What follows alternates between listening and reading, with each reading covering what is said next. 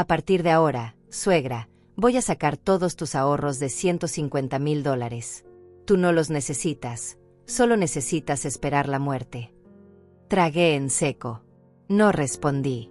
Las palabras de Adrián todavía resonaban en mis oídos cuando lo vi salir de la casa esa noche, con mi tarjeta bancaria en el bolsillo. La había robado de mi cartera mientras yo preparaba la cena.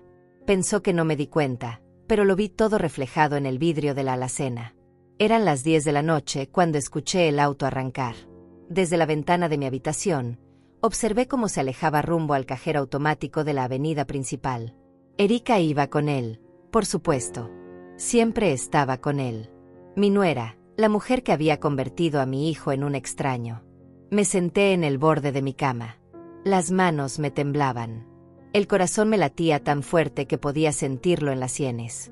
Miré el reloj. 10:17.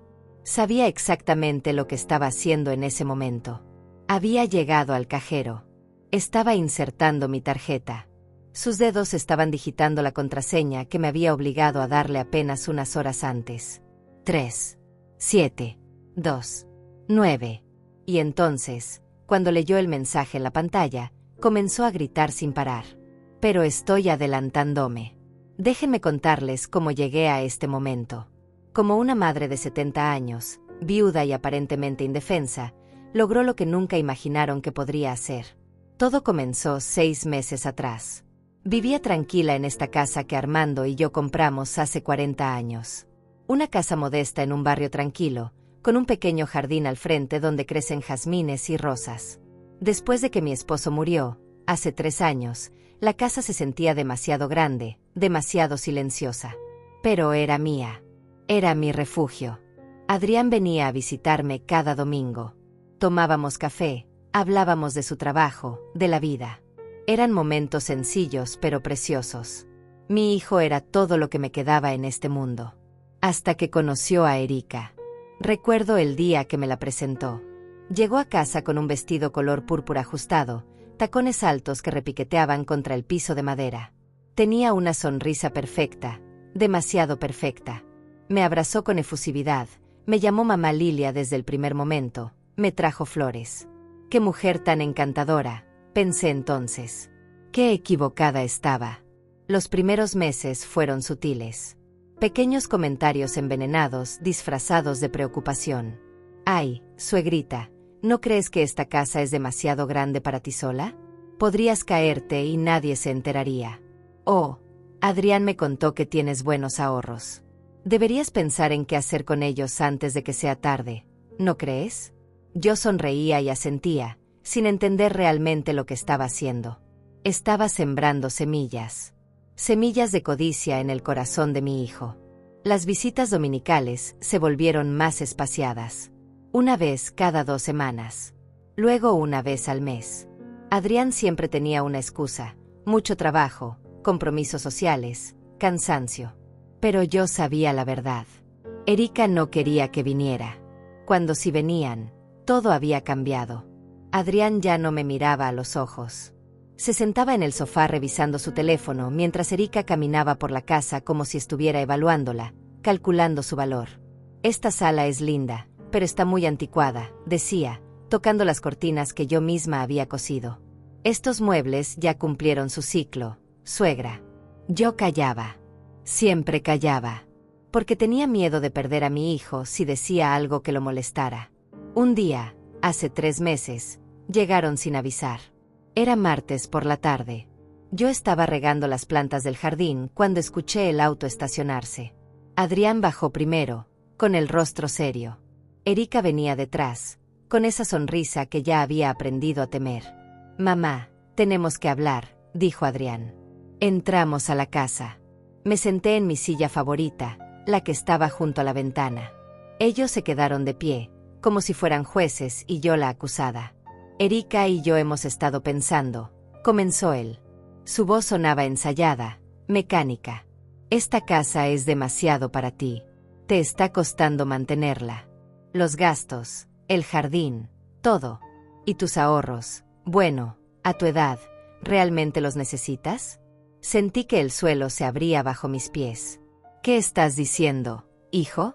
Erika se acercó, poniéndose en cuclillas frente a mí como si hablara con una niña pequeña. Lo que Adrián quiere decir, mamita, es que nosotros podríamos ayudarte. Administrar mejor tus recursos. Tal vez vender esta casa y que te mudes a un lugar más cómodo, más pequeño. Un asilo de ancianos, quizás. Hay unos muy bonitos. La palabra asilo quedó flotando en el aire como veneno. No quiero ir a ningún asilo, respondí, con voz temblorosa. Esta es mi casa. Aquí viví con Armando. Aquí criamos a Adrián. Aquí están todos mis recuerdos. Los recuerdos no pagan las cuentas, mamá, dijo mi hijo con frialdad. Esa noche, después de que se fueron, me quedé sentada en la oscuridad durante horas. El reloj marcaba las 11, las 12, la 1 de la madrugada. No podía dormir.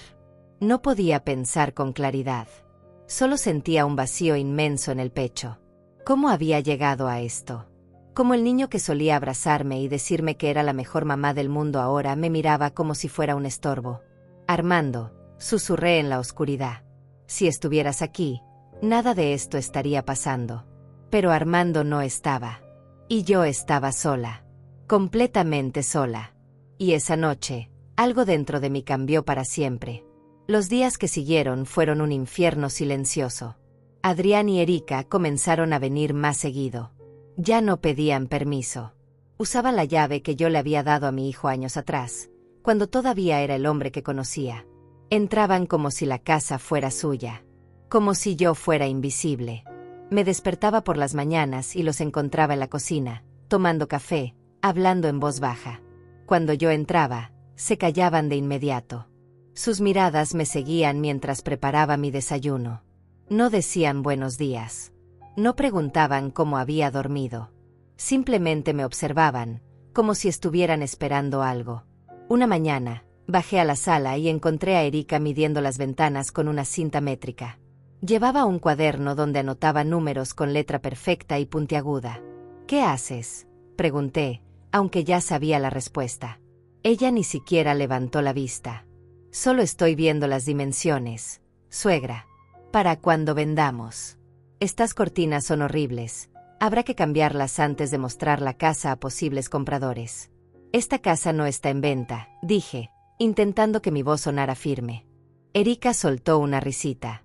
Ay, mamita, todavía no entiendes, ¿verdad? Guardó la cinta métrica en su bolso y se acercó a mí. A tu edad, con tu salud, no puedes seguir viviendo sola. Es peligroso. Irresponsable. Adrián y yo solo queremos lo mejor para ti. Me quedé callada, porque había aprendido que cualquier cosa que dijera sería usada en mi contra. Cualquier protesta se convertiría en evidencia de mi supuesta incapacidad mental. Esa tarde, Adrián trajo papeles. Los dejó caer sobre la mesa del comedor con un golpe seco. Necesito que firmes esto, mamá. ¿Qué es? Un poder notarial. Para que yo pueda manejar tus cuentas. Tus finanzas. Todo. Es por tu propio bien. Ya no tienes edad para estar lidiando con estas cosas. Tomé los papeles con manos temblorosas. Las letras bailaban frente a mis ojos. Poder legal completo. Acceso total a cuentas bancarias. Autorización para vender propiedades. No voy a firmar esto, dije. El rostro de Adrián se endureció. Mamá, no me hagas perder la paciencia. Esto va a pasar de una manera o de otra. Puedes hacerlo fácil o puedes hacerlo difícil. Erika se materializó a mi lado, como siempre. Puso su mano sobre mi hombro con un apretón que parecía cariñoso, pero que me lastimaba. Piénsalo bien, suegrita. Si no cooperas, podríamos tener que tomar medidas legales. Declararte incapaz mentalmente. Sería un proceso largo, costoso, humillante para todos. ¿De verdad quieres eso? Sentí que las paredes se cerraban a mi alrededor. Respirar se volvió difícil. El aire de mi propia casa de repente parecía escaso, envenenado. Déjenme pensarlo, susurré. Tienes hasta mañana, dijo Adrián, guardando los papeles. Y mamá, no hagas ninguna tontería. Ya hablé con el gerente del banco. Le dije que estás mostrando signos de demencia senil. Que cualquier movimiento extraño en tu cuenta debería reportármelo a mí primero. Se fueron sin despedirse. La puerta se cerró y yo me quedé sola en el comedor, mirando la mesa donde tantas veces había compartido cenas con Armando, donde habíamos celebrado los cumpleaños de Adrián cuando era niño. Me levanté y caminé hacia la ventana. Afuera, el jardín estaba descuidado. Hacía semanas que no tenía fuerzas para cuidarlo. Las rosas que Armando había plantado estaban cubiertas de maleza. Los jazmines habían perdido su fragancia. Todo estaba muriendo, incluyéndome a mí. Esa noche no cené. Me quedé sentada en la oscuridad de mi habitación, escuchando el silencio. El reloj de pared marcaba cada segundo como una condena. Tic-tac, tic-tac, tic-tac. Pensé en Armando. En cómo trabajó durante 40 años como mecánico, llegando a casa con las manos manchadas de grasa, pero siempre con una sonrisa. En cómo ahorramos cada centavo, sacrificando vacaciones, ropa nueva, lujos innecesarios. Todo para asegurar un futuro. Todo para dejarle algo a nuestro hijo. Y ahora ese hijo quería arrebatármelo todo. Me levanté y abrí el cajón de mi buró. En el fondo, envuelto en un pañuelo de seda color marfil, estaba el anillo de bodas de Armando. Lo había guardado después de su funeral, incapaz de desprenderme de él. Lo saqué y lo sostuve bajo la luz tenue de la lámpara. Perdóname, Armando, susurré. Perdóname por no haber sabido criar mejor a nuestro hijo. Pero mientras sostenía ese anillo, mientras sentía su peso en mi palma, algo comenzó a despertar dentro de mí. No era solo tristeza. No era solo miedo.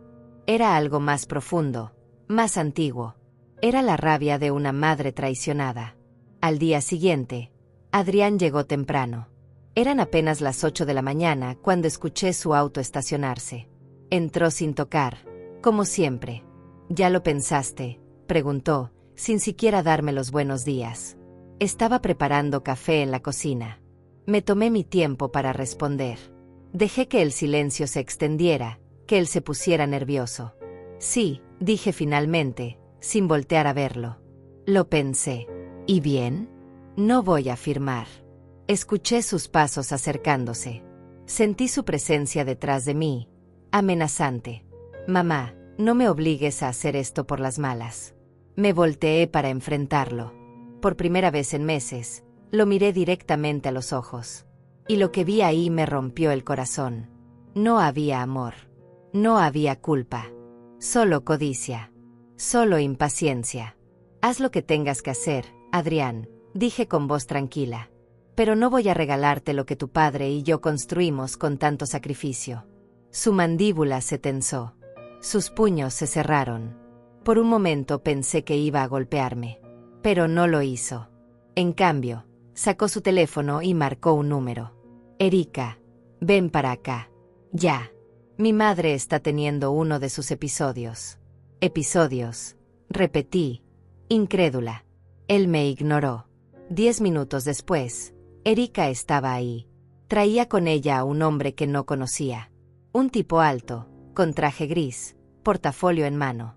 Mamá, él es el licenciado Martín, dijo Adrián.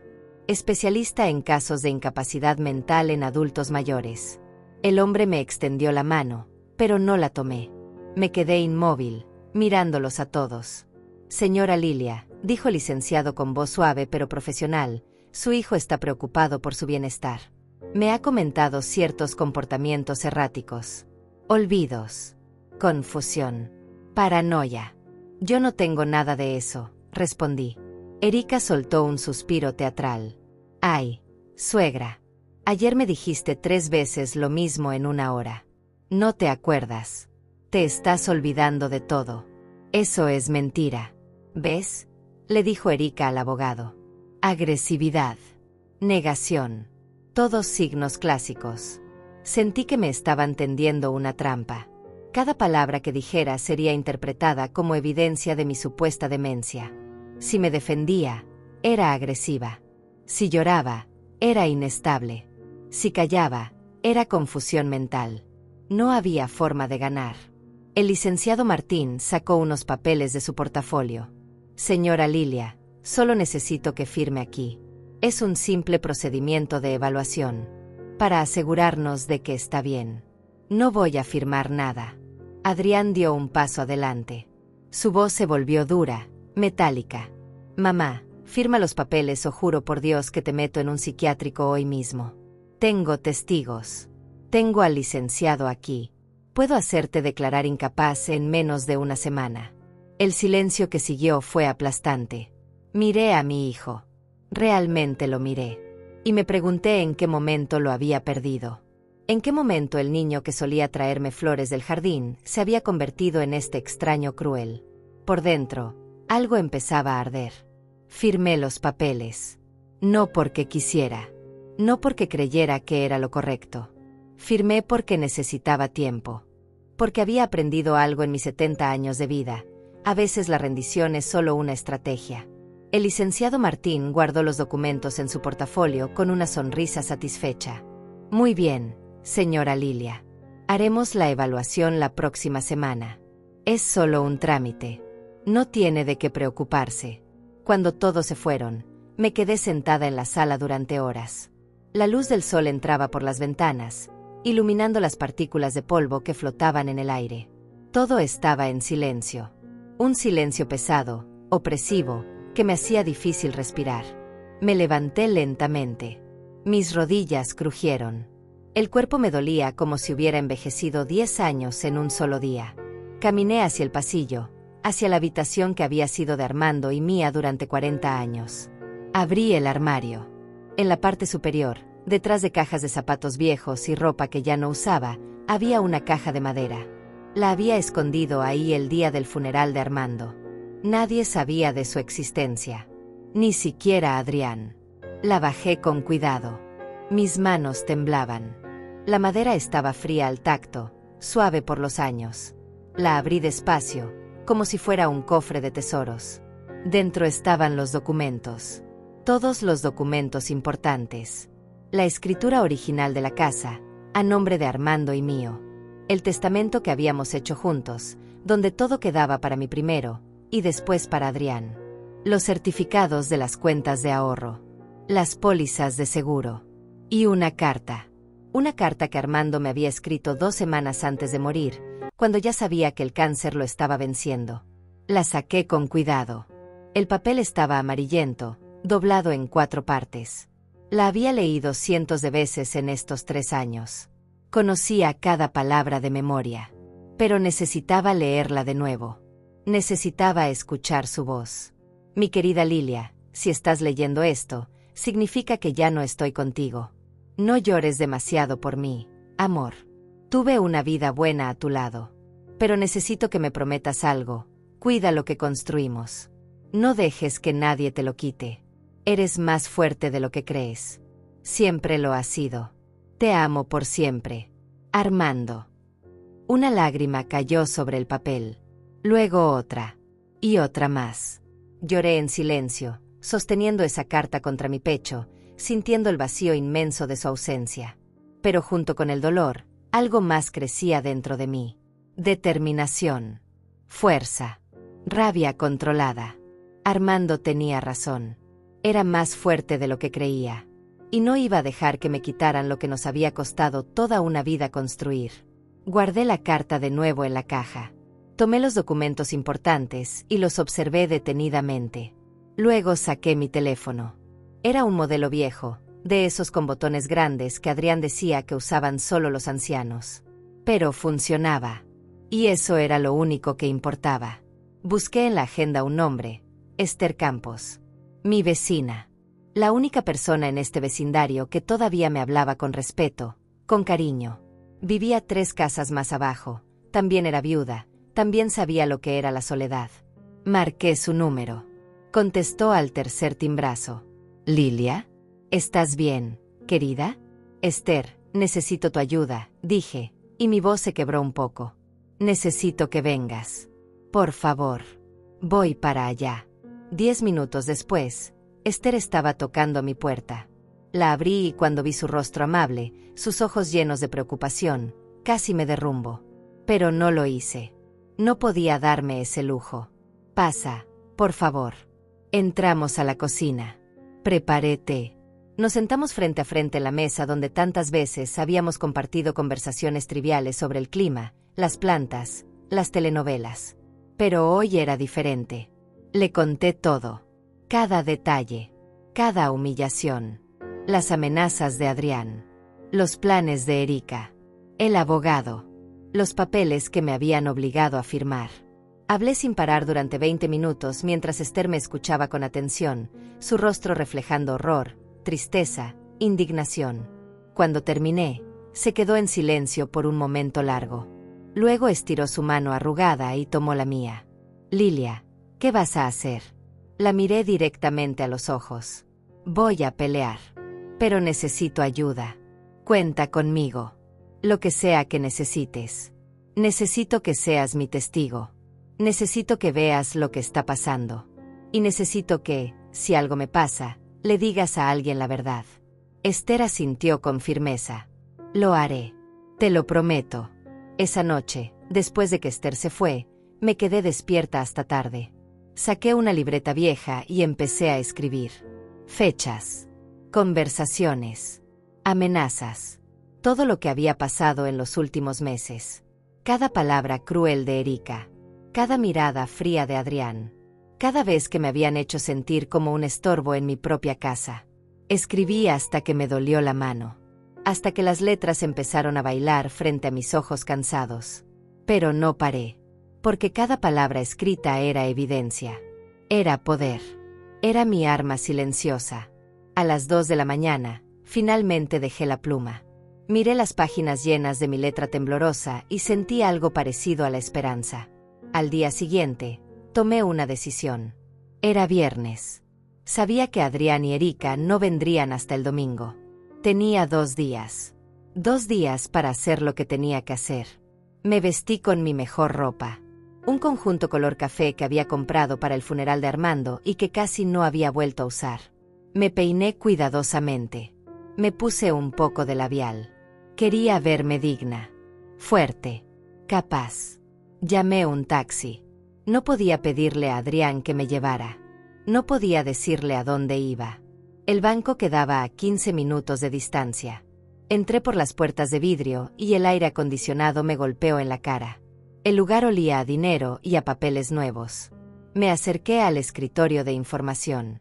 Buenos días. Necesito hablar con el gerente. La recepcionista, una chica joven con uñas pintadas de color rosa brillante, me miró con algo parecido a la lástima. ¿Tiene cita, señora? No, pero es urgente. Dígale que es Lilia Hernández. Tengo una cuenta aquí desde hace 40 años. Ella dudó, pero finalmente levantó el teléfono. Habló en voz baja con alguien. Asintió varias veces. Luego colgó y me sonrió. El señor Roberto la atenderá en unos minutos. Por favor, tome asiento. Me senté en uno de los sofás de la sala de espera. Mis manos estaban húmedas de sudor. El corazón me latía tan fuerte que pensé que todos en el banco podían escucharlo. 5 minutos después, un hombre apareció. 40 y tantos años, traje color gris carbón, sonrisa profesional. ¿Señora Hernández? Soy Roberto Salazar, gerente de la sucursal. ¿En qué puedo ayudarle? Nos estrechamos las manos. Las suyas eran firmes, secas. Las mías temblaban. Necesito hablar con usted. En privado. Por supuesto. Sígame, por favor. Me llevó a su oficina. Era un espacio pequeño pero ordenado, con fotografías de su familia en el escritorio. Una esposa. 2 niños pequeños. Me recordó a lo que Adrián había sido alguna vez. Siéntese, por favor. ¿Café? ¿Agua? No, gracias. Solo necesito su ayuda. Me miró con atención. Estoy a sus órdenes, señora Hernández. Respiré hondo. Este era el momento. No había vuelta atrás. Mi hijo, Adrián Hernández, ¿vino a hablar con usted recientemente? El gerente asintió lentamente. Sí, hace unos días. Expresó su preocupación por su salud mental. Dijo que estaba mostrando signos de demencia. Nos pidió que le notificáramos cualquier movimiento inusual en su cuenta. Eso es mentira, dije, con voz firme. No tengo demencia. Mi hijo quiere robarme. Él y su esposa quieren quedarse con mis ahorros y con mi casa. Roberto Salazar se recostó en su silla. Su expresión se volvió seria. Señora Hernández, estas son acusaciones graves. Lo sé. Por eso estoy aquí. Necesito proteger mi dinero. Necesito que nadie, absolutamente nadie, tenga acceso a mi cuenta excepto yo. Él tomó una pluma y empezó a tomar notas. ¿Ha firmado algún poder notarial? Me obligaron a firmar unos papeles para una evaluación médica. Pero todavía no han procesado nada legal. Bien. Entonces todavía estamos a tiempo. Puedo poner un bloqueo en su cuenta. Cambiar sus contraseñas. Incluso podemos abrir una nueva cuenta y transferir todos sus fondos allá. Una cuenta que solo usted conozca. Por primera vez en semanas, sentí que podía respirar. Sí, dije. Hagámoslo. Ahora. Y esa noche, mientras Adrián dormía tranquilo en su casa, creyendo que había ganado, yo cerré mi cuenta antigua y transferí cada centavo de mis $150,000 a un lugar donde él nunca los encontraría. Esta noche, todo va a cambiar. Salí del banco con una sensación extraña en el pecho. No era exactamente felicidad. Tampoco era alivio. Era algo más profundo, más oscuro. Era el sabor amargo de la traición mezclado con el despertar de un poder que no sabía que tenía. El gerente Roberto me había explicado todo con paciencia. La cuenta antigua quedaba abierta, pero con un saldo de apenas $50. Los $150,000 restantes ahora estaban en una cuenta nueva, intocable, con contraseñas que solo yo conocía. Adrián podría intentar lo que quisiera. No encontraría nada. Guardé los nuevos documentos en mi bolso. El taxi me llevó de regreso a casa. Durante todo el trayecto, miré por la ventana sin ver realmente nada. Las calles, los árboles, la gente caminando con sus vidas normales. Todo me parecía distante, como si estuviera viendo el mundo a través de un cristal empañado. Llegué a casa pasadas las 3 de la tarde. La casa estaba en silencio. Entré y cerré la puerta con seguro. Algo que antes nunca hacía. Pero ahora todo era diferente. Ahora tenía miedo en mi propia casa. Me preparé un té y me senté en la sala. Mis manos todavía temblaban ligeramente. Tomé la taza entre mis palmas, dejando que el calor me reconfortara. Afuera, el jardín seguía descuidado. Las rosas de Armando se marchitaban lentamente. El teléfono sonó. Era Esther. ¿Cómo te fue?, preguntó con voz ansiosa. Bien.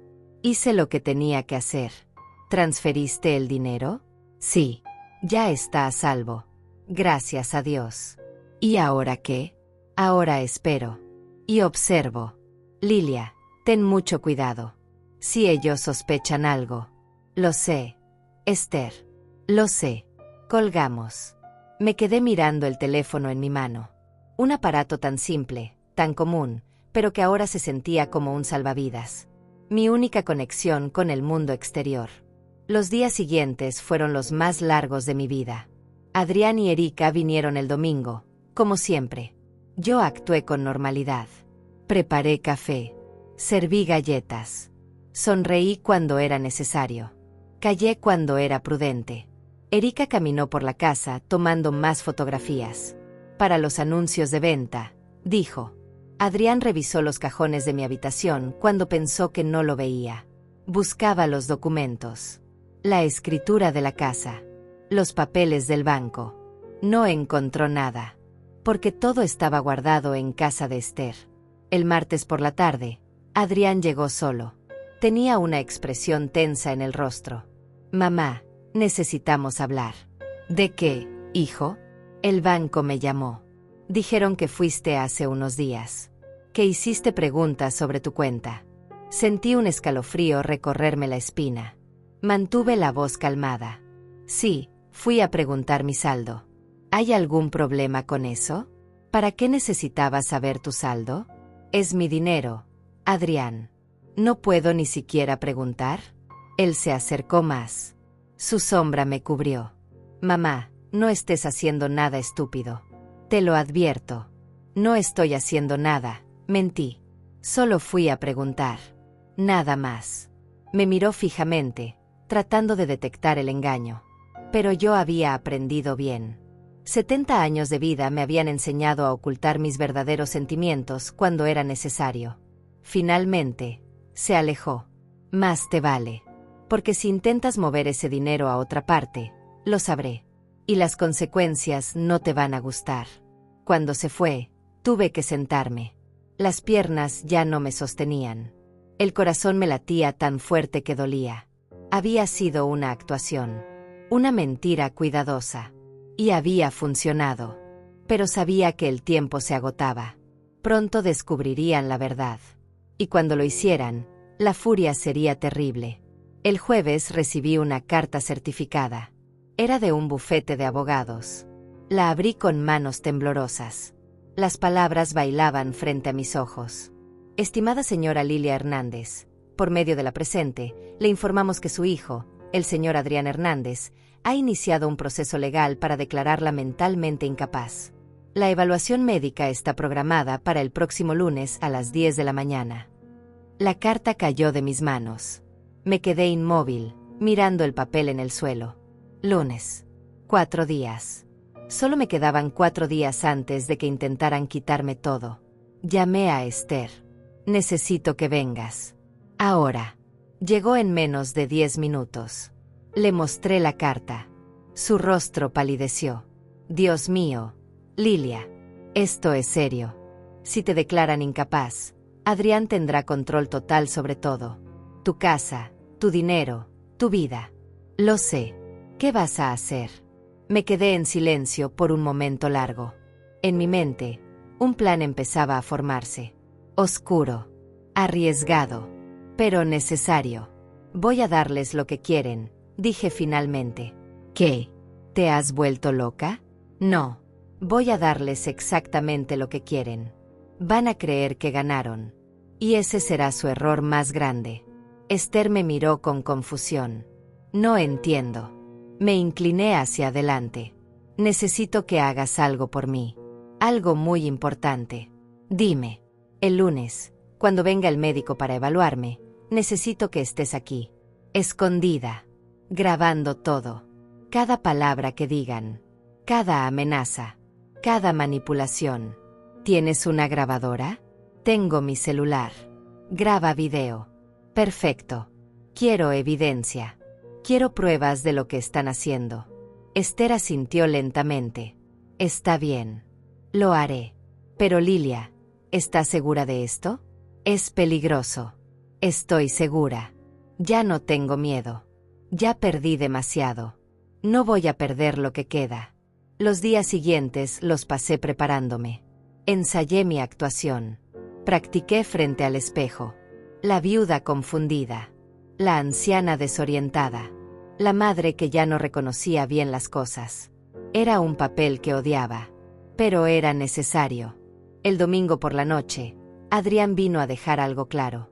Mañana viene el doctor Víctor Romero. Es psiquiatra especializado en casos como el tuyo. Va a hacerte unas preguntas. Quiero que respondas con honestidad. Por supuesto, hijo, dije con voz suave y sumisa. Y mamá, después de la evaluación, vamos a hablar sobre la casa. Y sobre tu dinero. Es hora de que yo tome control de todo esto. Lo que tú digas, Adrián. Me miró sorprendido. No esperaba tanta docilidad. Bien. Me alegra que por fin estés siendo razonable. Cuando se fue, sonreí. Una sonrisa pequeña, triste, pero también victoriosa. Todavía no lo sabía, pero acababa de caer directo en mi trampa. Esa noche casi no dormí. Me quedé despierta, sentada junto a la ventana, mirando las estrellas. La luna estaba llena, brillante, iluminando el jardín con una luz plateada y fría. Armando, susurré en la oscuridad, dame fuerzas para lo que viene. Y juro que sentí su presencia. Un calor invisible que me rodeó. Una certeza profunda de que no estaba sola. De que él estaba conmigo, guiándome, protegiéndome desde donde estuviera. El lunes amaneció gris y nublado. Llovía ligeramente. El sonido de las gotas contra las ventanas era hipnótico, casi reconfortante. Me vestí con ropa sencilla. Una falda larga color verde olivo y una blusa blanca. Me recogí el cabello en un moño bajo. Nada de maquillaje. Quería verme cansada, vulnerable, vencida. A las 9:30, Esther llegó por la puerta trasera. Traía su teléfono completamente cargado. La escondí en el pequeño cuarto de lavado que daba a la sala. Desde ahí podría escuchar y grabar todo sin ser vista.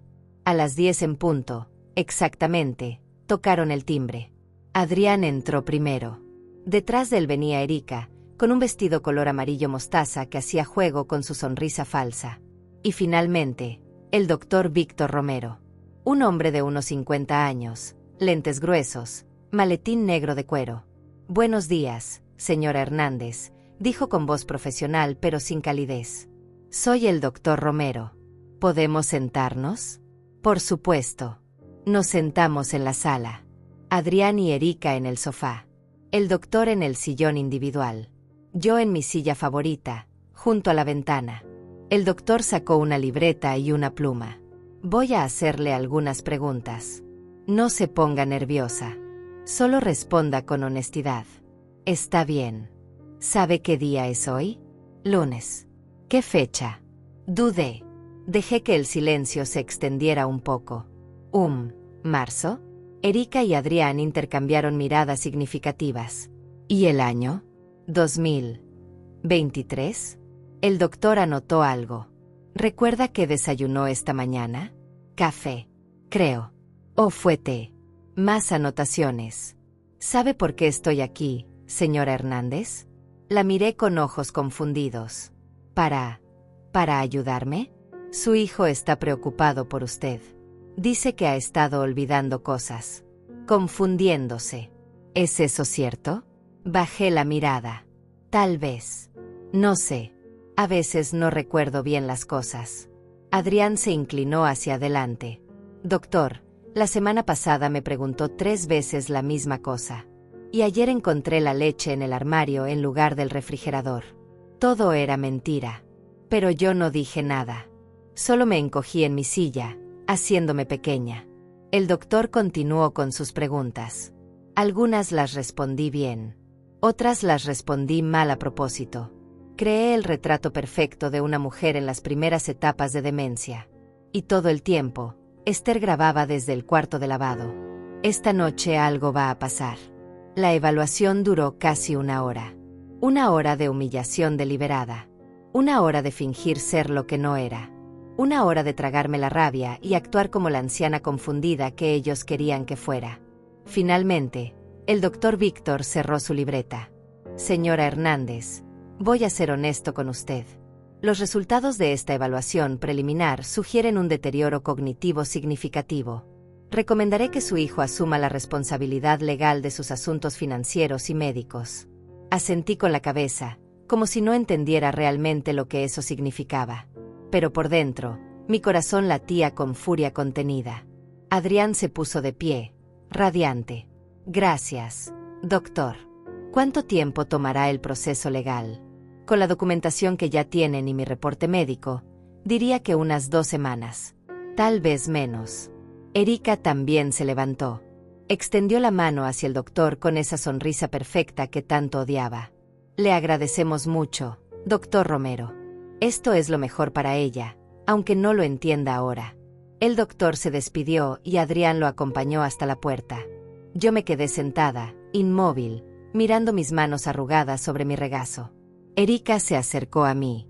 Se agachó para quedar a mi altura, como se hace con los niños pequeños. «Pobre suegrita», dijo con voz melosa que destilaba veneno. «Ya verás que todo será mejor cuando Adrián se encargue de todo. No tendrás que preocuparte por nada nunca más». Cuando Adrián regresó, traía una carpeta en las manos. «Mamá, aprovechando que el doctor vino, necesito que firmes algunos papeles más. Son solo formalidades». «¿Qué papeles?» «Nada importante. Solo autorizaciones para que yo pueda acceder a tus cuentas bancarias mientras procesamos el tema legal». Tomé los papeles con manos temblorosas. Esta vez el temblor no era actuación. Era rabia pura. Miré los documentos sin realmente leerlos. «¿Dónde firmo?» Adrián señaló 3 líneas marcadas con X. «Aquí, aquí y aquí». Firmé. Cada trazo de la pluma se sentía como una traición a mí misma. Pero era necesario. Todo era parte del plan. «Perfecto», dijo Adrián, guardando los papeles con satisfacción. Ahora voy a ir al banco a arreglar lo del acceso a tu cuenta. Erika se quedará contigo un rato. ¿Está bien? Está bien, susurré. Se fue. La puerta se cerró y el sonido retumbó en toda la casa. Me quedé sola con Erika. Ella caminó hacia la ventana, mirando el jardín descuidado con expresión de disgusto. Este lugar es un desastre, dijo. Cuando vendamos, habrá que invertir en arreglarlo. Pintura nueva, jardín renovado, tal vez cambiar los pisos. Podríamos sacar unos $300,000 si lo hacemos bien. ¿300,000? Repetí con voz apagada. Sí. Y con los 150,000 que tienes ahorrados, más el valor de la casa, Adrián y yo podremos por fin comprar ese departamento frente a la playa que siempre quisimos. ¿No es maravilloso? Maravilloso. Eché. Erika se volteó hacia mí. Su sonrisa había desaparecido. Ahora su rostro mostraba su verdadera naturaleza. Fría. Calculadora. Cruel. Sabes, suegra, nunca me caíste bien. Desde el primer día. Con tu casita modesta, tus recuerdos del pasado, tu apego a cosas viejas y sin valor. Adrián merece más que esto. Merece más que una madre que lo hace sentir culpable por querer vivir bien. Me quedé callada. Dejé que hablara. Dejé que se condenara con sus propias palabras. Porque sabía que Esther estaba grabando cada sílaba desde el cuarto de lavado. Y esos $150,000, continuó Erika, deberían haber sido de Adrián desde hace años. ¿Para qué los necesitas tú? ¿Para comprar más remedios? ¿Para vivir 5 años más en esta casa deprimente? Es un desperdicio. Es egoísta de tu parte. Se acercó más. Su perfume, dulce y empalagoso, me dio náuseas. Pero tranquila. Pronto todo esto habrá terminado. Te conseguiremos un lugarcito en un asilo. Limpio, seguro, con enfermeras que te cuiden. Y Adrián y yo por fin podremos ser felices sin la carga de tener que venir aquí cada semana a fingir que nos importas. Las lágrimas comenzaron a rodar por mis mejillas. Esta vez no eran actuadas. Eran reales. Porque escuchar esas palabras de la boca de la mujer que había destruido a mi hijo era insoportable. Erika rió. Una risa suave, casi musical. Ay, no llores, suegrita. Todo es por tu propio bien. En ese momento, escuché un auto estacionarse afuera. Adrián había regresado. Entró como huracán, con el rostro desencajado, rojo de furia. ¿Qué pasó?, preguntó Erika, alarmada. La cuenta. La maldita cuenta está vacía. ¿Qué? Fui al banco. Mostré los papeles firmados. Me dieron acceso. Y la cuenta solo tiene $50. 50 malditos dólares. El silencio que siguió fue absoluto. Erika palideció. Adrián me miró con ojos desorbitados, llenos de una rabia que nunca había visto antes. ¿Dónde está el dinero, mamá? Mantuve la mirada baja. Hablé con voz temblorosa.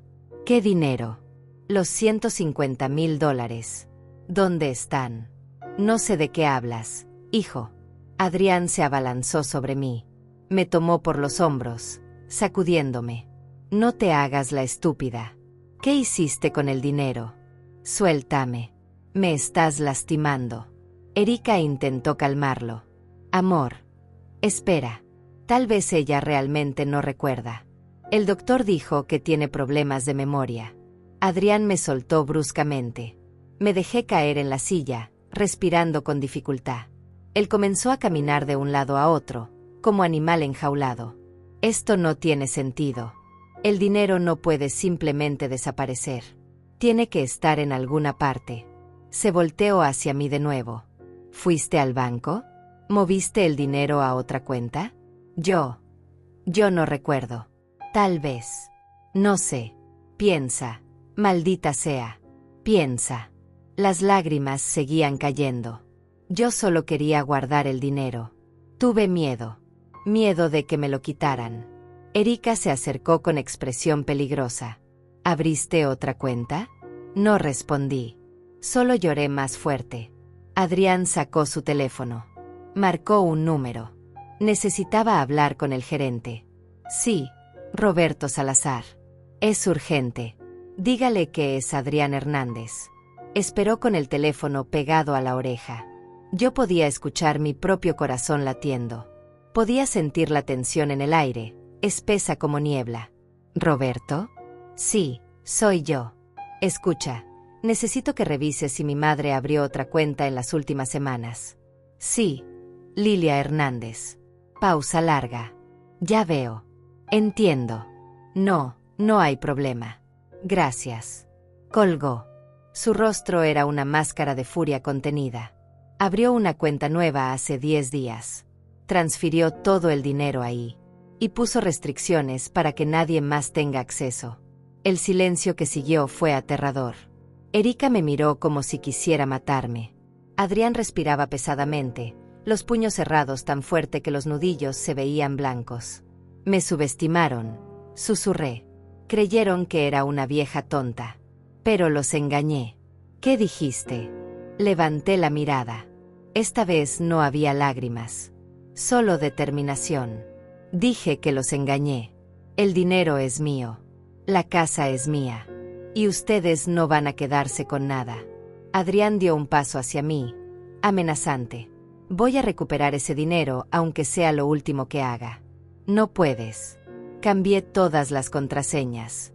Puse restricciones legales. Hablé con el gerente. Le expliqué lo que estaban intentando hacer. Mentiras. Le dijiste mentiras. Le dije la verdad. Que mi hijo y su esposa quieren robarme. Que me están manipulando. Que falsificaron una evaluación médica para declararme incapaz. Erika rió con histeria. Estás loca. Completamente loca. Nadie te va a creer. En ese momento, Esther salió del cuarto de lavado. Tenía su teléfono en alto, grabando. Yo la creo, dijo con voz firme. Y tengo todo grabado. Cada palabra. Cada amenaza. Cada admisión de lo que planeaban hacer. Los rostros de Adrián y Erika se descompusieron. ¿Quién demonios eres tú?, gritó Adrián. Soy Esther Campos, vecina y testigo. Y acabo de grabar suficiente evidencia como para hundirlos legalmente. Dame ese teléfono, exigió Adrián, avanzando hacia ella. Esther retrocedió. Ya lo subí a la nube. Ya está enviado a mi abogado. Aunque me quites el teléfono, la evidencia ya existe. Adrián se detuvo. La realidad de la situación comenzaba a penetrar su rabia. Erika se dejó caer en el sofá, con el rostro entre las manos. Me puse de pie lentamente. Mi cuerpo dolía, pero mi espíritu nunca había estado más fuerte. Quiero que se vayan de mi casa. Ahora. Y no vuelvan nunca más. Adrián me miró con odio puro. Esto no ha terminado, mamá. Voy a pelear esto. Voy a recuperar lo que me corresponde. No te corresponde nada. Tu padre y yo trabajamos por ese dinero. Era para mi vejez. Para mi dignidad. Y tú intentaste robármelo. Eres mi madre. Se supone que debes cuidarme. Eres mi hijo. Y se suponía que debías amarme. Pero elegiste el dinero. Así que ahora vives con esa elección. Por primera vez en años, volví a sonreír. Adrián y Erika se fueron dando un portazo que hizo temblar las paredes. El eco resonó por toda la casa como un trueno lejano. Me quedé de pie en medio de la sala, temblando, con las piernas apenas sosteniéndome. Esther corrió hacia mí y me abrazó. Ya pasó, Lilia. Ya pasó. Pero no había pasado. No realmente. Porque la batalla legal apenas comenzaba. Y más importante aún, porque acababa de perder a mi hijo. Tal vez para siempre. Me derrumbé en sus brazos. Lloré como no había llorado desde el funeral de Armando.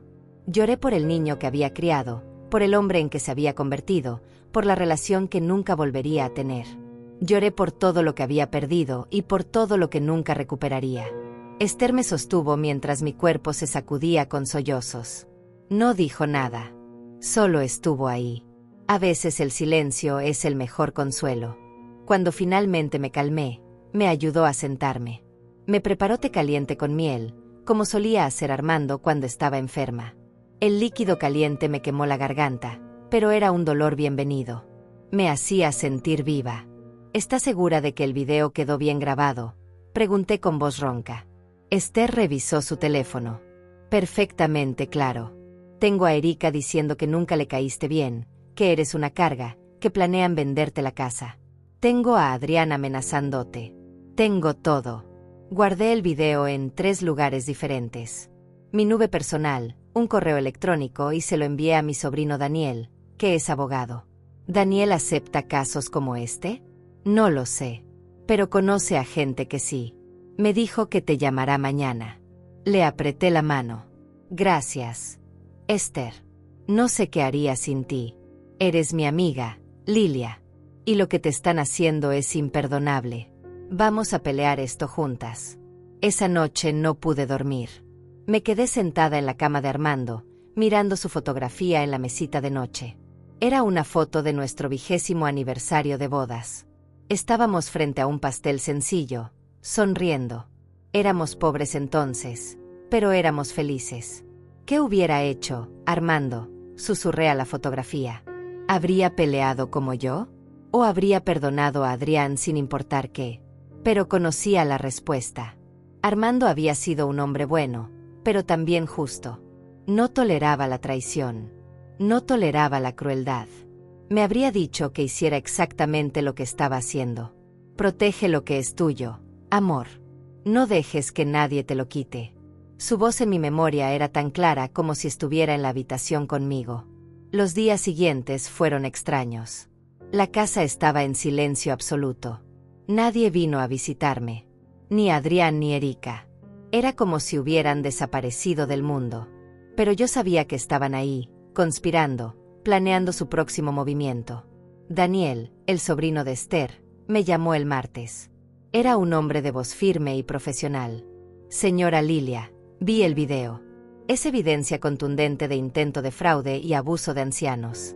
Tengo un colega especializado en estos casos. Se llama Víctor Méndez. ¿Puedo compartir su información con él? Por favor, respondí. Haré lo que sea necesario. El jueves fui a conocer al licenciado Víctor Méndez. Su oficina estaba en el centro, en un edificio viejo pero digno. Él era un hombre de unos 60 años, con cabello gris perfectamente peinado y ojos que habían visto demasiadas injusticias. Me senté frente a su escritorio. Esther vino conmigo para apoyo moral. Señora Hernández, dijo el licenciado después de revisar toda la documentación, usted tiene un caso sólido. El video es invaluable. Muestra intención clara de defraudarla. Además, la evaluación psiquiátrica que le hicieron fue irregular. El doctor Romero tiene antecedentes de hacer evaluaciones sesgadas a cambio de dinero. ¿Entonces puedo detenerlos? No solo eso. Podemos contrademandarlos. Por intento de fraude, abuso de ancianos, coerción. Si todo sale bien, ellos podrían enfrentar cargos criminales. Tragué saliva. ¿Criminales? Sí. Esto es serio, señora Hernández. Lo que intentaron hacer es un delito grave. Me quedé en silencio. Parte de mí quería justicia. Quería que pagaran por lo que habían hecho. Pero otra parte, la parte que todavía era madre, sentía un dolor inmenso ante la idea de que mi hijo fuera a la cárcel. Necesito pensarlo, dije finalmente. El licenciado asintió. Tómese su tiempo. Pero le recomiendo actuar pronto. Ellos también pueden estar consultando abogados. Y entre más rápido actuemos, mejor posición tendremos. Salí de esa oficina con la cabeza dando vueltas. Esther me llevó a un café pequeño cerca de ahí. Pedimos 2 tazas de café negro y nos sentamos junto a la ventana, viendo pasar a la gente. ¿En qué piensas?, preguntó Esther.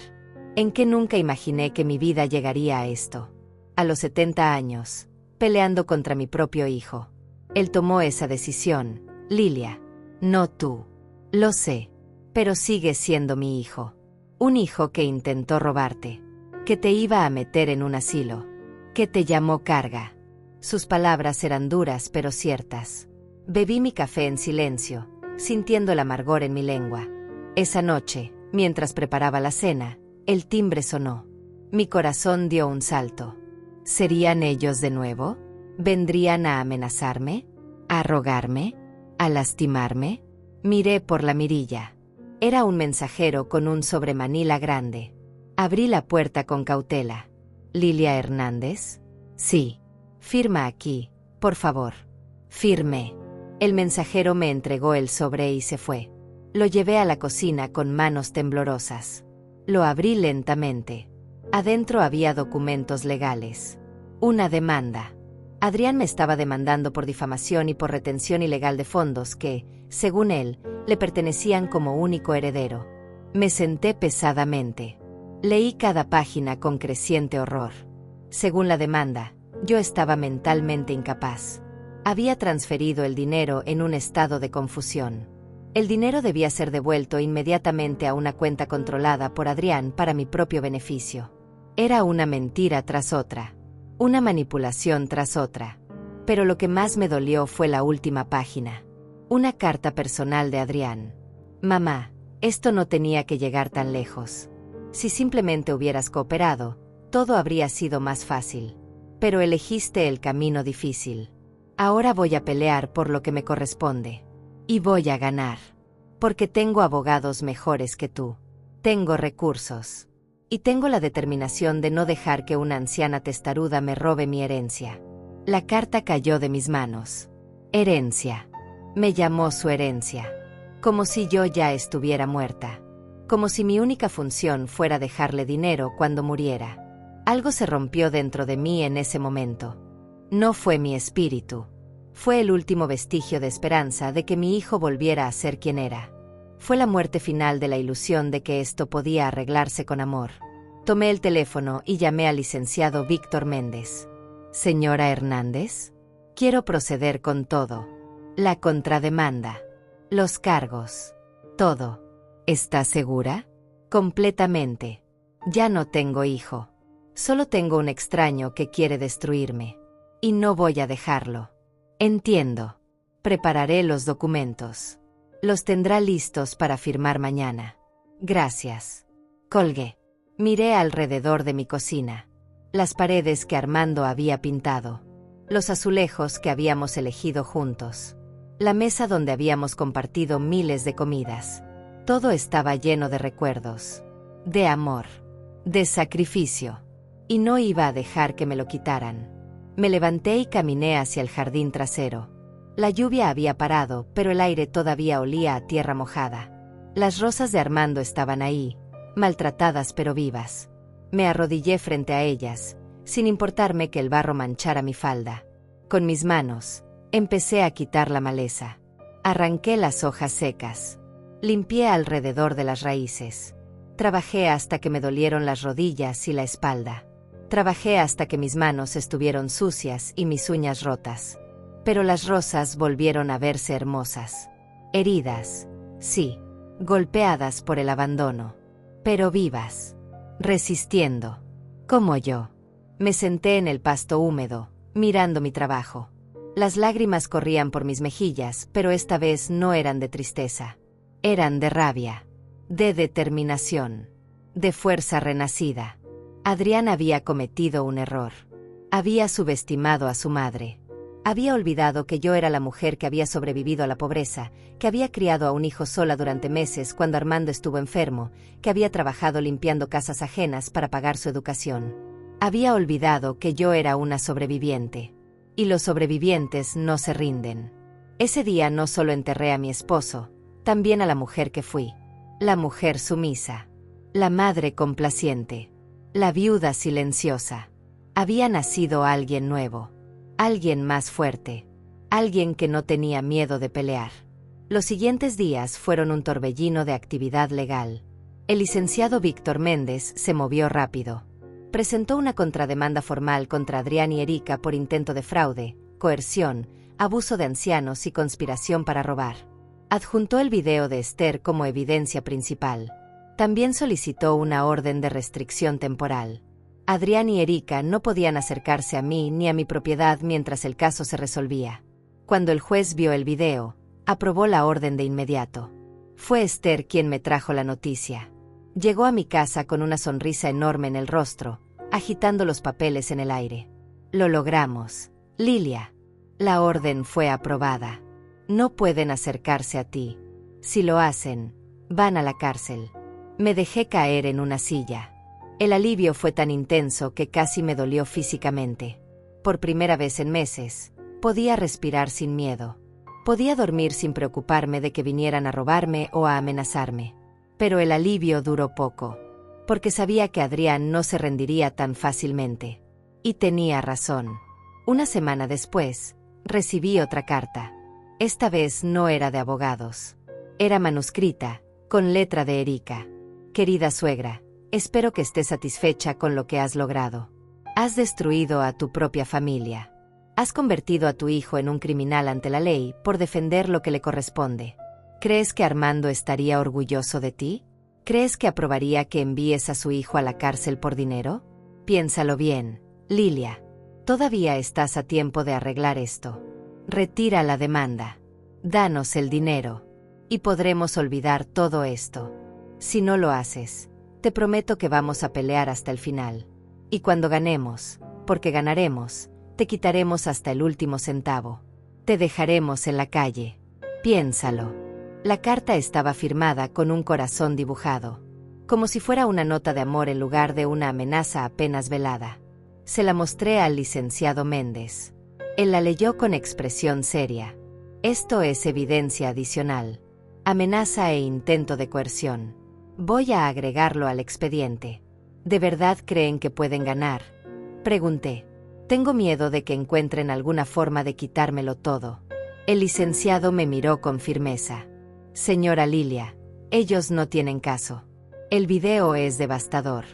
La evaluación psiquiátrica del Dr. Romero ya está siendo investigada.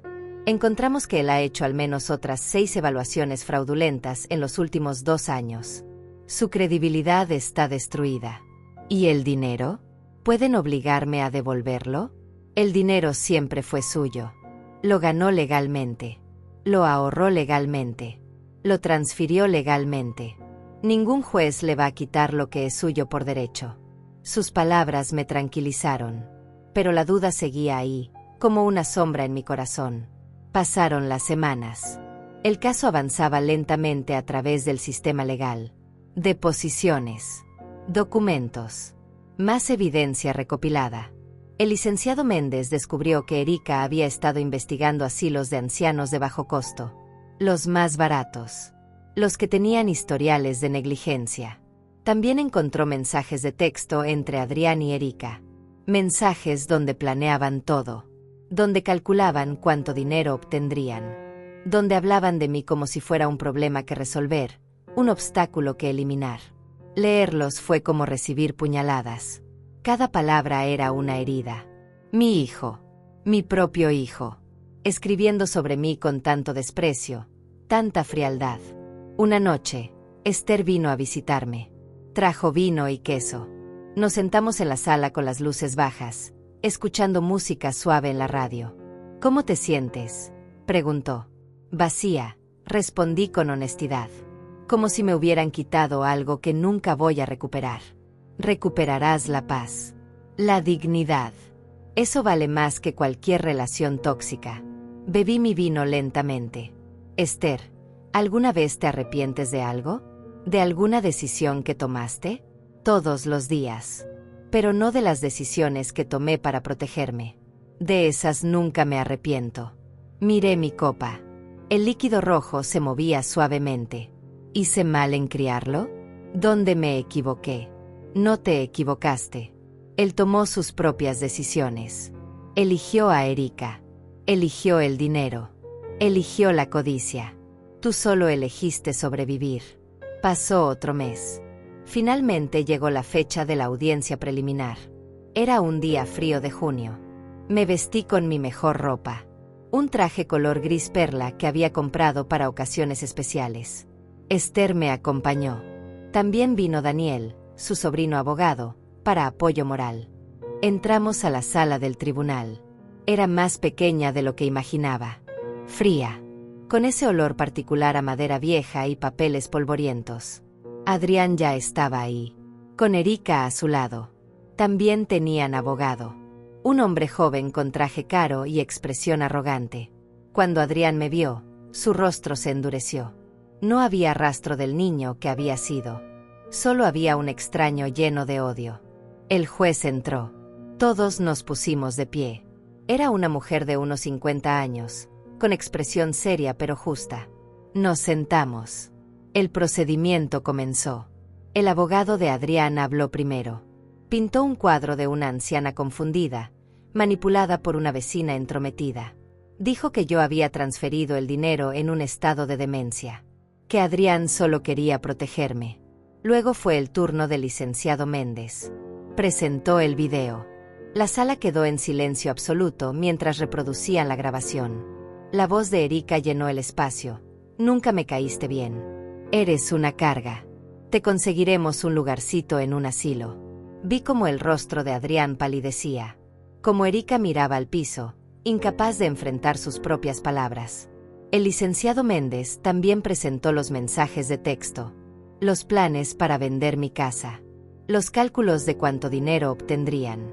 Todo estaba ahí, negro sobre blanco. La juez escuchó todo en silencio. Cuando terminaron las presentaciones, miró directamente a Adrián. Señor Hernández, ¿tiene algo que decir en su defensa? Adrián se puso de pie. Su voz temblaba. Yo solo quería lo mejor para mi madre. Ella está envejeciendo. Necesita ayuda. No es capaz de manejar sus finanzas. La juez lo interrumpió. Según el testimonio de 3 médicos independientes que examinaron a su madre la semana pasada, ella está perfectamente capaz mentalmente. No muestra signos de demencia ni deterioro cognitivo. Lo que muestra el video y los mensajes no es preocupación filial. Es codicia. El golpe de su mazo resonó como un disparo. La orden de restricción se mantiene. Además, ordeno una investigación criminal formal contra el señor Adrián Hernández y la señora Erika Sánchez por intento de fraude y abuso de ancianos. Se levanta la sesión. Fue como si el mundo se detuviera. Adrián se quedó paralizado. Erika comenzó a llorar. Su abogado intentó protestar, pero la juez ya se había ido. Salí del tribunal con Esther y Daniel. Afuera, el sol brillaba. El aire fresco me llenó los pulmones. Por primera vez en casi un año, me sentí libre. Pero la libertad tenía un precio. Y ese precio era la pérdida definitiva de mi hijo. Esa noche, sola en mi casa, me permití llorar. Lloré por el niño que había sido. Por los momentos felices que nunca volverían. Por la familia que había perdido. Pero también lloré por mí. Por la fuerza que había encontrado. Por la dignidad que había recuperado. Por la mujer en la que me había convertido. Armando, susurré en la oscuridad, lo hice. Lo detuve. Y juro que sentí su presencia. Un calor suave que me rodeó. Una paz profunda que llenó mi corazón. La batalla legal continuaría. Habría más audiencias. Más documentos. Más dolor. Pero ya había ganado lo más importante. Había recuperado mi vida. Mi casa. Mi dignidad. Mi libertad. Y nadie, absolutamente nadie, me lo volvería a quitar. Me levanté y caminé hacia la ventana. El jardín estaba oscuro, pero podía ver las siluetas de las rosas de Armando. Seguían ahí, maltratadas por el tiempo, pero resistiendo. Viviendo. Como yo. Mañana sería otro día. Habría más desafíos. Más peleas. Pero ya no tenía miedo. Porque había aprendido algo fundamental en estos meses de dolor. Nunca subestimes a una madre que lo perdió todo. Porque cuando no tienes nada que perder, te vuelves invencible. 3 meses después de la audiencia preliminar, recibí la notificación. El caso criminal contra Adrián y Erika procedería a juicio. La fiscalía había encontrado suficiente evidencia para presentar cargos formales por intento de fraude, coerción y abuso de ancianos. El licenciado Méndez vino a mi casa para explicarme el proceso. Señora Lilia, esto va a ser difícil. Tendrá que testificar. Tendrá que contar todo frente al jurado. Frente a su hijo. Estoy lista, dije. Y era verdad. Ya no me temblaba la voz. Ya no tenía miedo. Pasaron las semanas preparándome para el juicio. Reuniones con el fiscal. Repasar mi testimonio una y otra vez. Asegurarme de que cada detalle estuviera claro en mi mente. Esther seguía visitándome casi todos los días. Se había convertido en más que mi vecina. Era mi hermana, mi confidente, mi roca en medio de la tormenta. Una tarde, mientras tomábamos café en mi jardín, me hizo una pregunta que me sorprendió. Lilia, ¿qué vas a hacer cuando todo esto termine? ¿A qué te refieres? Con tu vida. Con el dinero. Con esta casa. ¿Qué sigue? No había pensado en eso. Había estado tan concentrada en sobrevivir, en pelear, que no había considerado lo que vendría después. No lo sé, admití. Solo quiero paz. Mereces más que paz. Mereces ser feliz. Sus palabras se quedaron conmigo. ¿Felicidad? ¿Todavía era posible a mi edad, después de todo lo que había pasado? Esa noche no pude dormir. Me quedé despierta pensando en el futuro. ¿En qué haría con los años que me quedaban? No podía pasarlos solo recordando el dolor. Tenía que haber algo más. Me levanté y caminé por la casa en la oscuridad. Cada habitación estaba llena de recuerdos. Armando en la cocina, preparando su café matutino. Adrián de niño corriendo por el pasillo. Navidades, cumpleaños, momentos ordinarios que se habían vuelto extraordinarios con el tiempo. Pero también estaban los nuevos recuerdos. Los malos. Las amenazas. Las humillaciones. El dolor. Esta casa era un museo de mi vida.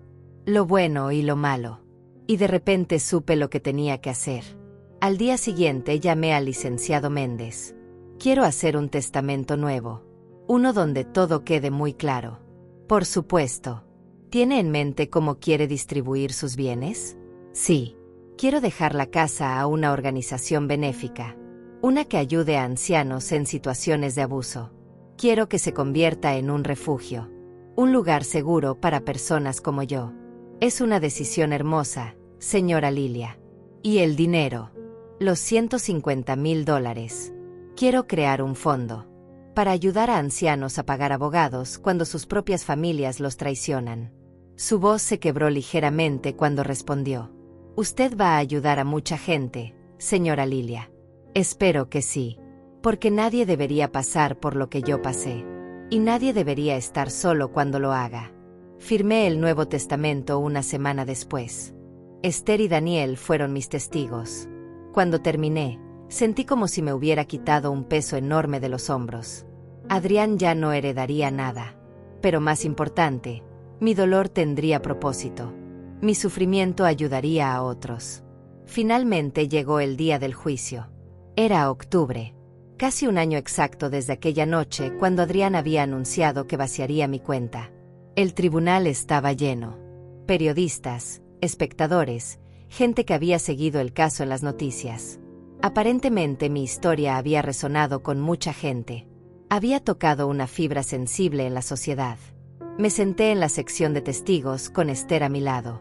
Adrián y Erika estaban en la mesa de la defensa. Él llevaba un traje oscuro. Ella un vestido color lavanda. Parecían respetables. Normales. Nadie imaginaría lo que habían intentado hacer. El juicio duró 3 días. El fiscal presentó toda la evidencia. El video. Los mensajes de texto. Los testimonios de los empleados del banco. La evaluación fraudulenta del doctor Romero, quien ya había perdido su licencia médica. Cuando me tocó testificar, caminé hacia el estrado con la cabeza en alto. Puse mi mano sobre la Biblia y juré decir la verdad. El fiscal me hizo preguntas. Conté mi historia con voz clara y firme. Cada humillación, cada amenaza, cada momento de miedo. Cuando mencioné cómo Adrián me había sacudido por los hombros exigiendo saber dónde estaba el dinero, vi a algunos miembros del jurado hacer gestos de disgusto. Luego fue el turno del abogado defensor. Intentó hacerme parecer confundida, senil, manipulada por Esther. Señora Hernández, ¿no es cierto que su memoria no es lo que era? Mi memoria está perfecta, respondí. Recuerdo cada palabra cruel que mi hijo me dijo. Cada amenaza, cada mentira. ¿No es posible que malinterpretara sus intenciones? Que él solo quería ayudarla. Si quería ayudarme, ¿por qué robó mi tarjeta? ¿Por qué investigó así los baratos? ¿Por qué planeó vender mi casa sin mi consentimiento? El abogado no tenía respuesta para eso. Cuando Adrián testificó, intentó presentarse como el hijo preocupado. Dijo que todo lo había hecho por amor, que estaba asustado por mi salud, que Erika y él solo querían lo mejor para mí. Pero cuando el fiscal le mostró los mensajes de texto donde calculaban cuánto dinero obtendrían, su historia se desmoronó. «Esto suena como preocupación filial, señor Hernández», preguntó el fiscal, leyendo en voz alta. «Con la casa podemos sacar 300.000. Con sus ahorros, 150.000. Total, 450.000. Suficiente para el departamento en la playa y un auto nuevo». Adrián tartamudeó. Eso fue solo una conversación. No lo decía en serio. ¿No lo decía en serio cuando fue al cajero automático con la tarjeta robada de su madre? Silencio. ¿No lo decía en serio cuando contrató a un psiquiatra fraudulento para declararla incapaz? Más silencio. El jurado deliberó durante 6 horas. Fueron las 6 horas más largas de mi vida. Esther me sostenía la mano mientras esperábamos. Daniel nos traía café. El licenciado Méndez repasaba sus notas una y otra vez. Finalmente, el jurado regresó. El capataz se puso de pie. En el caso del pueblo contra Adrián Hernández y Erika Sánchez, ¿cómo encuentra el jurado? Culpables. En todos los cargos. El martillo de la juez resonó. Adrián dejó caer la cabeza entre las manos. Erika comenzó a sollozar. Su abogado intentó consolarlo. Yo no sentí triunfo. No sentí alegría. Solo sentí un profundo cansancio. Y tristeza. Porque mi hijo, mi propio hijo, había llegado a esto. La juez programó la sentencia para 2 semanas después. Durante esos días, recibí cientos de mensajes. Cartas de desconocidos contándome sus propias historias. Ancianos que habían sido traicionados por sus familias. Gente que había perdido todo a manos de hijos codiciosos. Me di cuenta de que mi historia no era única. Era solo una más entre miles. Y eso me rompió el corazón aún más. El día de la sentencia, la sala estaba aún más llena que antes. La juez entró y todos nos pusimos de pie. Señor Hernández, señora Sánchez, han sido encontrados culpables de graves crímenes contra una mujer vulnerable. Una mujer que debería haber podido confiar en su familia. La juez hizo una pausa. Sin embargo, he considerado las circunstancias. El señor Hernández no tiene antecedentes criminales. Y la víctima ha enviado una carta solicitando clemencia. Adrián levantó la vista, sorprendido. Yo había escrito esa carta la noche anterior. No porque los perdonara, sino porque seguía siendo su madre. Y las madres, incluso las traicionadas, todavía tienen compasión. Por lo tanto, sentencia al señor Hernández a 2 años de libertad condicional, 200 horas de servicio comunitario en un centro de ancianos y una orden permanente de alejamiento de la víctima. La señora Sánchez recibirá la misma sentencia. Además, ordeno que paguen $50.000 en restitución a la señora Hernández por daños emocionales y costos legales. El martillo cayó por última vez. Adrián me miró desde la mesa de la defensa. Por primera vez en un año, nuestros ojos se encontraron realmente. Vi lágrimas en los suyos. Vi arrepentimiento. O tal vez solo vi lo que quería ver. Moví mis labios sin sonido. Te perdono. No sé si lo vio. No sé si le importó. Pero lo dije de todas formas. Porque perdonar no era para él. Era para mí. Para liberarme del odio que me estaba consumiendo. Salí del tribunal por última vez. Afuera, el sol brillaba con fuerza. El aire olía a lluvia reciente y tierra mojada. Esther me abrazó. Ya terminó. Lilia. Ya terminó. Sí, susurré. Ya terminó. Pero en realidad, no había terminado. Era solo el comienzo. El comienzo de una nueva vida. Una vida sin miedo. Sin traición. Sin dolor. Una vida donde podría ser yo misma. Donde podría usar mi experiencia para ayudar a otros. Donde podría encontrar propósito en el sufrimiento. Nunca subestimes a una madre, pensé mientras caminaba hacia el auto de Esther. Nunca subestimes lo que puede lograr cuando lucha por su dignidad. 6 meses después del juicio, mi vida había cambiado de maneras que nunca imaginé. La casa ya no se sentía como una prisión. Se sentía como un hogar otra vez. Contraté a alguien para arreglar el jardín. Las rosas de Armando florecieron como no lo habían hecho en años. Planté jazmines nuevos. Pinté las paredes de color crema suave. Compré cortinas nuevas color terracota que dejaban entrar la luz del sol. Cada cambio era un acto de reclamación. Esta era mi casa, mi santuario, y nadie me lo volvería a quitar. Pero el cambio más grande no fue en la casa, fue en mí. Había cumplido 71 años, y por primera vez en décadas, sentía que mi vida apenas comenzaba. Con la ayuda del licenciado Méndez, establecí la Fundación Armando Hernández, en memoria de mi esposo. La fundación ofrecía asistencia legal gratuita a ancianos víctimas de abuso familiar. También proveía refugio temporal para aquellos que necesitaban escapar de situaciones peligrosas. Mi casa se convertiría en el primer refugio cuando yo muriera. Pero hasta entonces, usamos el dinero para rentar un espacio pequeño en el centro. 3 habitaciones. Nada lujoso, pero seguro, limpio, lleno de esperanza. Esther se convirtió en la codirectora de la fundación. Trabajábamos juntas 3 veces por semana. Entrevistábamos a personas que necesitaban ayuda. Conectábamos abogados con clientes. Ofrecíamos un hombro donde llorar y oídos que escuchaban sin juzgar. Cada persona que ayudábamos era una victoria. Cada anciano que salvábamos de la codicia de sus familiares era una razón para seguir adelante. Conocí a Miriam, una mujer de 80 años cuyo hijo la había dejado sin medicinas para vender sus recetas médicas. Le conseguimos un abogado. Recuperó el control de su salud. Conocí a Raquel, viuda de 65 años, cuya hija la había encerrado en un sótano. La rescatamos. La ayudamos a encontrar un lugar seguro donde vivir. Conocí a Estela, quien había sido manipulada para firmar su casa a nombre de su nieto. Peleamos el caso. Ganamos. Ella recuperó su hogar. Cada historia era diferente, pero todas compartían el mismo dolor, la misma traición, la misma sensación de que las personas que debían amarlas más las habían herido más profundamente. Y en cada una de ellas, veía mi propio reflejo. Una tarde de abril, mientras organizaba papeles en la oficina de la fundación, sonó el teléfono. Era un número desconocido. Dudé antes de contestar. ¿Hola? Mamá. La voz me paralizó. Habían pasado 7 meses desde el juicio. 7 meses sin una palabra de Adrián. Y ahora estaba al teléfono. No dije nada. Solo esperé. Mamá, sé que no tengo derecho a llamarte. Sé que no merezco tu tiempo. Pero necesitaba decirte algo. Silencio. Lo siento. Dios, mamá, lo siento tanto.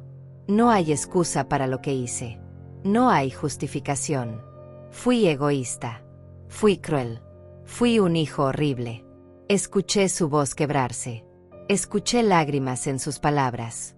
Erika y yo nos separamos. Ella se fue a vivir con su hermana. Yo estoy solo. Y es lo que merezco. Pero todos los días pienso en ti. En lo que te hice. En cómo traicioné todo lo que tú y papá me enseñaron. Cerré los ojos. Las lágrimas corrían por mis mejillas. No espero que me perdones. No espero que me vuelvas a hablar. Solo necesitaba que supieras que lo siento.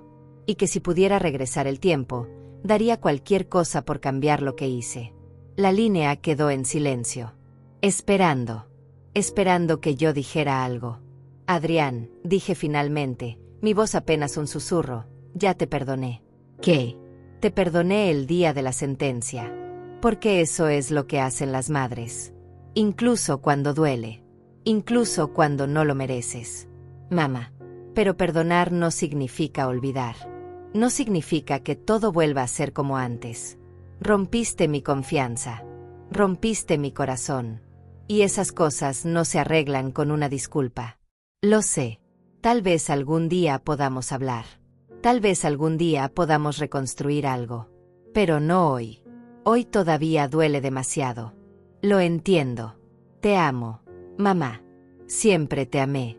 Incluso cuando no lo demostré. Yo también te amo, hijo. Por eso esto duele tanto. Colgué el teléfono. Me quedé sentada en el silencio de la oficina, llorando. Llorando por lo que fue. Llorando por lo que nunca volvería a ser. Llorando por el hijo que había perdido y por el hombre en que se había convertido. pero también llorando con esperanza, porque había escuchado algo real en su voz. Arrepentimiento genuino, dolor auténtico, y tal vez, solo tal vez, en algún momento futuro, podríamos encontrar un camino de regreso el uno al otro. No sería pronto, no sería fácil, pero tal vez era posible.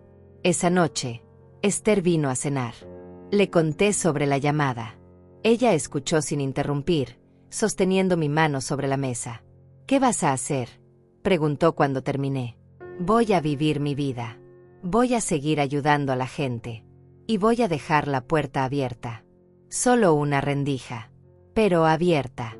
Esther sonrió. Eres más fuerte de lo que crees, Lilia. No, respondí. Soy exactamente tan fuerte como necesito ser.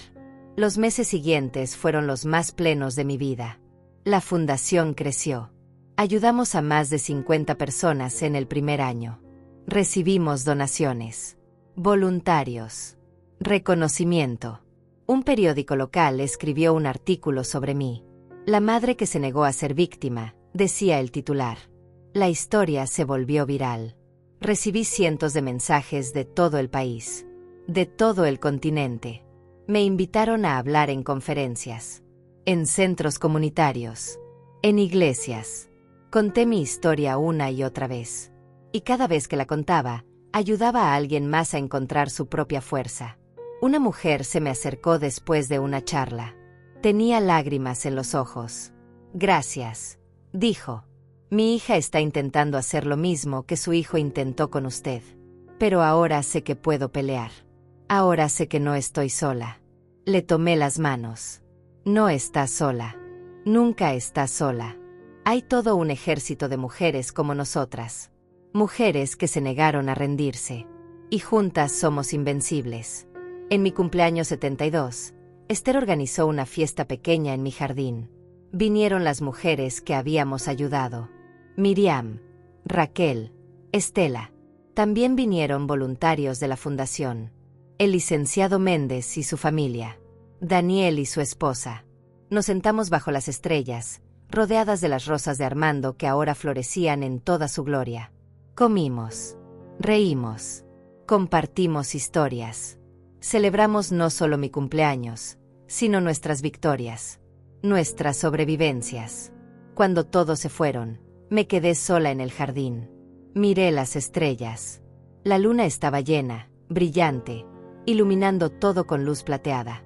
Armando, susurré, lo logré. Tomé nuestro dolor y lo convertí en algo hermoso. Tomé nuestra tragedia y la transformé en esperanza. El viento sopló suavemente, moviendo las rosas. Y juro que era él, respondiendo, diciéndome que estaba orgulloso, que siempre lo había estado. No grité para que me oyeran. Guardé silencio. Y ese fue mi grito más fuerte. El silencio fue mi arma. La paciencia fue mi estrategia. Y la dignidad fue mi victoria. Aprendí que una madre puede perderlo todo y aún encontrar la fuerza para levantarse. Que el amor verdadero no es permitir el abuso, sino tener el valor de decir basta.